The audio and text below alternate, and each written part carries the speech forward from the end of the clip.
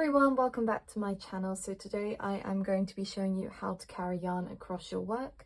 Last time I showed you how you can carry it up the side, so if you want to check that out, make sure you look in the description below or check out the card above. So here is an example of what I'm showing you today, which I have carried the darker yarn and swapped to the lilac yarn here. So to get started, as you can see, I've already worked a couple of rows of stockinette stitch. I have worked 4 rows, so I've just finished on a purl row. And what I need to do is attach my contrasting yarn, which is the red. And how I'm going to do that is I'm just going to take the end and I'm going to slide that through the back of my stitch. And what I like to do is I just do a bog standard knot. Sorry if you can hear Rocket meowing in the background. And I'm just going to do that now. So just kind of crossing those over and threading that little tail through. And then we're going to pull tight, and we want to make sure it's on the back of our work.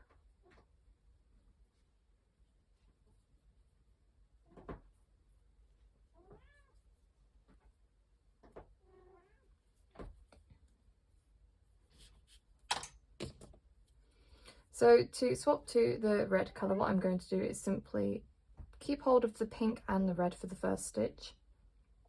And I'm just going to take the red under the pink and knit my first stitch. And what I'm going to do is I'm going to knit about 3 stitches. And as you can see, this pink yarn is still at the beginning of our work, and what we want to do is carry that along the back. So I'm just going to flip my needles over so you can see. So there is our pink yarn and our red yarn. And what we want to do is essentially carry this, wrapping it with the red yarn. So I'm going to flip my needles the right way around again. Hello, Rocky. He's trying to get under a blanket. He is obsessed. I will have to put a Rocket cam in this video, I think, because he's causing chaos. Okay, Rocket's been dealt with, so he should be fine. What I'm going to do, so I can carry this pink yarn along my work, is pull it forward, and I'm going to take my red yarn and make sure that's sat underneath the pink, so it's catching the pink yarn. And as you can see, it's right there, and I'm going to just knit my stitch. And pull that. And if I flip my work over again, you will see that that pink yarn has been caught, which is here. And what you can do is pull the pink yarn, the one that you've caught, and pull that just so it sits smoothly across. But what you don't want to do is pull really tight, because you will bunch all your stitches together, and then your tension will change and it will get skinnier, and then if you do it too loose it will get fatter. So you just want to keep this loose, but not so loose that it's going to unravel or feel like it's going to unravel or that it's loose. So this is nice because it covers the number of stitches I have carried it across. It's not too loose, it's not too tight. And what I'm going to do is just work across a couple of stitches again. For this, just because this is working in a stripe currently, every 3-4 stitches works quite well, but when you're working with multiple yarns, it can get a bit fiddly. So what I'm going to do is 1, 2, 3. We'll do 4 this time. And what I'm going to do is find that pink yarn. Make sure you don't grab the tail like this one. You might want to cut it shorter rather than leaving it long, just to avoid the confusion. So this is my working pink yarn that I'm currently not working with. And what I want to do is make sure the red yarn is sitting underneath it and is catching it, so wrapping over the top. I'm going to insert my yarn and wrap over like that. And again, I'm just going to pull tight. And I will flip my work so you can see again. Just move that. This is why you should not leave such a long tail unless you really have to. So as you can see, that is the pink yarn that we have caught this time. So it's a bit longer. Again, you just need to make sure it's not too loose and not too tight. So that's quite nice. But it is totally up to you how many times you catch it. It just depends how neat, tidy, And also you don't want to leave it too long that it gets caught on anything. So for a DK weight yarn, which is what this is, probably 4 or 5 stitches personally is the max I would go. But if you're going to line your work, it doesn't matter so much. So I'm going to do it again in normal speed, and what I'm going to just show you is how I hold the yarn. So I try and keep both yarns in my right hand and just keep them slightly separated. You can get fancy finger devices that do that for you. I am not so lucky. So what I'm going to do is just knit normally with that red yarn. So 1, 2, 3.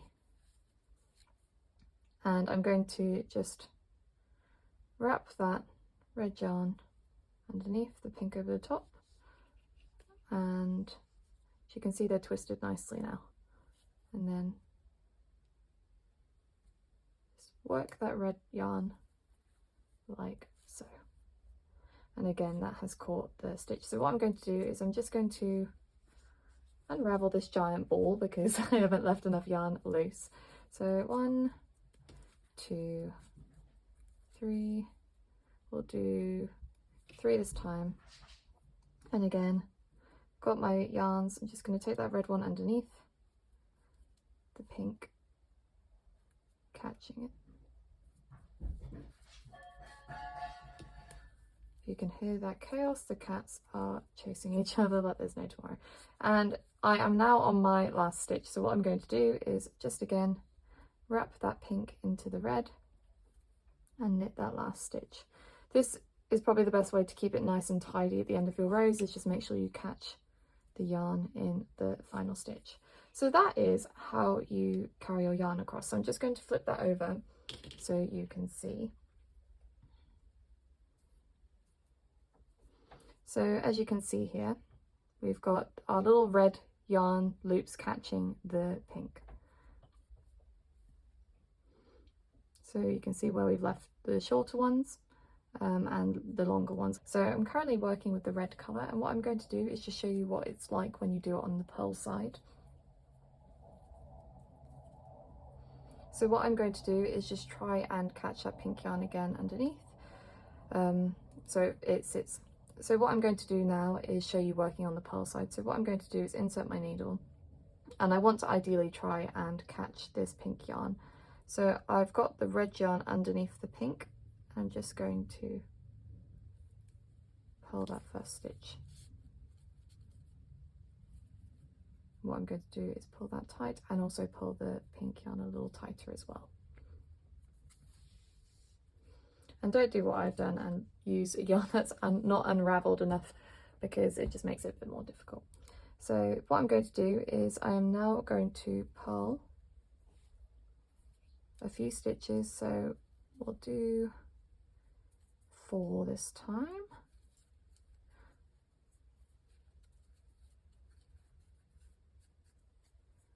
And on the 5th stitch, what I'm going to do is I want to catch this yarn with the red. So I've got my red yarn and I've got my pink yarn. I'm going to put my pink yarn over the top and cross the red over.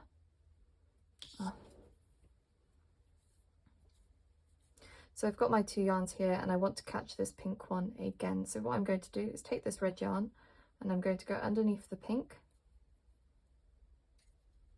and up like this so it catches it. So I'm going to hold my yarns like this, and I'm just going to insert, take the red, wrap it round and pull. And just pull those tight, but not too tight that the yarn is scrunching the work. And as you can see, there is the yarn we have caught, which is the pink one. So what I'm going to do is show you that again, and then I will show you what it looks like once it's done. So I'm going to pull another 4 stitches. 1, 2, 3, 4. And again, I want to catch this pink yarn, so I'm going to take that red yarn underneath, almost like wrapping it around the red, like that. And then insert, wrap around to pull, There you go, and our yarn has been caught again, right here. So I'm just going to go to the end and then I will show you what this looks like once it's done. Okay, so what is good here is you can see the difference over carrying shorter or longer floats. That's what it's called when you have these lines here, is a float. So here on the purl row, I've left them longer. It's still okay. I would suggest in general that you maybe make them a little bit shorter than this, so about 3 or 4, but this is what it looks like when you do it on the 5th stitch. And the one below is on 3 and 4. So you can see the difference and why you might want to choose, depending on your preferences and what you're making, to keep them either tighter or looser. So this is what it looks like on the back side. On the front side, this is what we've got. So we've got quite a neat and tidy transition from our pink to the red. So I'm just going to show you that other sample piece that I had earlier, so you can see the difference between carrying your work like this or carrying it up the side. So this is the difference between the two. So visually, there isn't much in terms of the front, you can't tell at all. The only difference you can see is on the back side. So if you wanted what you were making to be reversible, carrying your work up the side is significantly better and tidier. And as you can see, you don't have all these floats floating around. However, depending on what you're making and how many different colors you're working with, this can be significantly more beneficial, particularly if you're working in Fair Isle. They're both really good skills to have and to know how to do. Personally, I prefer being able to carry my work up the side. As I said earlier, if you want to know how to do this, there is a tutorial on my channel. So that is how you do both. So that you can go and watch already. If you've just watched this one, you know how to do it, and I hope that it's saved you on your knitting journey and has saved you the stress and chaos of trying to figure things out. So if you like this video, make sure you give it a thumbs up and hit subscribe, and I will see you in the next one. Bye!